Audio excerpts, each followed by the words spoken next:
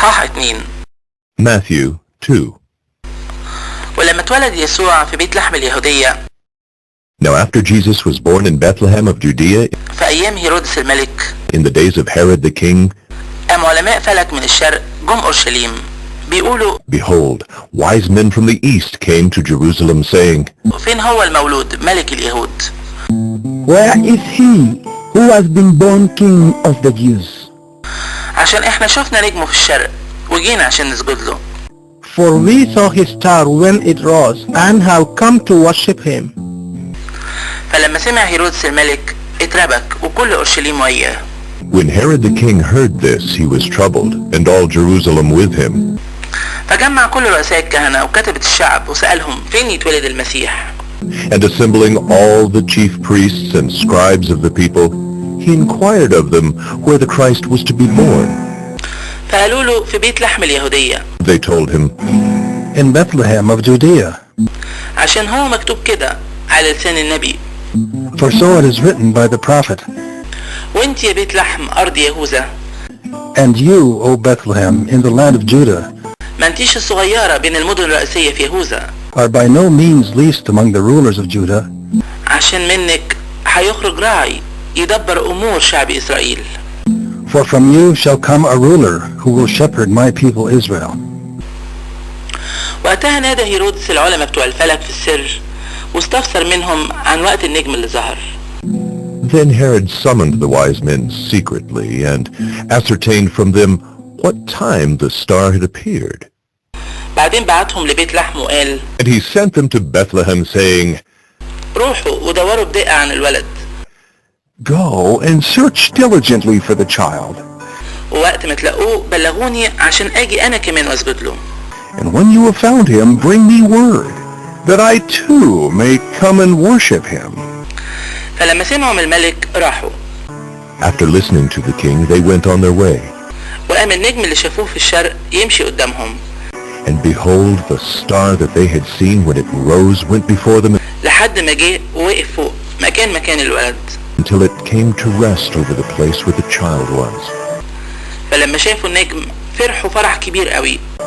When they saw the star, they rejoiced exceedingly with great joy. وجم للبيت وشافوا الولد مع مريم أمه. And going into the house, they saw the child with Mary, his mother. فنزلوا وسجدوا له. And they fell down and worshipped him. بعدين فتحوا كنوزهم وقدموا له هدايا. Then, opening their treasures, they offered him gifts, ذهب والبان ومر. gold and frankincense and myrrh. بعدين لما جالهم وحي في حلم انهم ما يرجعوش لهيرودس. And being warned in a dream not to return to Herod, روحوا في طريق تاني على بلدهم. they departed to their own country by another way. وبعد ما روحوا ملاك الرب ظهر ليوسف في حلم بيقول له Now when they had departed, behold, an angel of the Lord appeared to Joseph in a dream and said, قوم خد الولد وامه واهرب لمصر. Rise, take the child and his mother, and flee to Egypt. وخليك هناك لحد ما اقول لك. And remain there until I tell you. لان هيرودس ناوي انه يطلب الولد عشان يموته. For Herod is about to search for the child to destroy him. فقام وخد الولد وامه بالليل وراح على مصر. And he rose and took the child and his mother by night and departed to Egypt. وفضل هناك لحد موت هيرودس. And remained there until the death of Herod. عشان يحصل اللي اتقال من عند الرب على لسان النبي اللي قال This was to fulfill what the Lord had spoken by the prophet. من مصر ناديت ابني. Out of Egypt I called my son. وقتها لما شاف هيرودس ان العلماء بتوع الفلك ضحكوا عليه اتضايق قوي. Then Herod, when he saw that he had been tricked by the wise men, became furious. فبعت وقتل كل الصبيان اللي ببيت لحم وفي كل الحدود بتاعتها. And he sent and killed all the male children in Bethlehem and in all that region من ابن سنتين فأقل. who were 2 years old or under, على حسب الوقت اللي استفسر عنه من العلماء بتوع الفلك.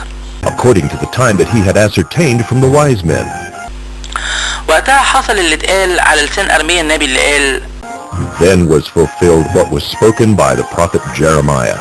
صوت اتسمع في الرامة. A voice was heard in Ramah. صريخ وعياط ونحيب كتير. Weeping and loud lamentation. رحيل بتعيط على ولادها Rachel weeping for her children. ومش عايزة تتعزى She refused to be comforted عشان هم مش موجودين. because they are no more. فلما مات هيرودس ملاك الرب ظهر في حلم ليوسف في مصر بيقول له But when Herod died, behold, an angel of the Lord appeared in a dream to Joseph in Egypt, saying, قوم وخد الولد وأمه وروح لأرض إسرائيل. Rise, take the child and his mother, and go to the land of Israel. لأنه خلاص مات اللي كانوا بيطلبوا نفس الولد. For those who sought the child's life are dead. فقام وخد الولد وأمه وجه لأرض إسرائيل. And he rose and took the child and his mother and went to the land of Israel. ولكن لما سمع إن أرخيلاوس بقى ملك على اليهودية But when he heard that Archelaus was reigning over Judea بدل من هيرودس أبوه in place of his father Herod, خاف إنه يروح على هناك. he was afraid to go there. ولما جاله وحي في حلم And being warned in a dream, راح على نواحي الجليل. he withdrew to the district of Galilee. وجه وسكن في مدينة بيتقال عنها ناصرة And he went and lived in a city called Nazareth, عشان يحصل اللي اتقال على لسان الأنبياء that what was spoken by the prophets might be fulfilled. إنه هيتسمى نصراني. He shall be called a Nazarene.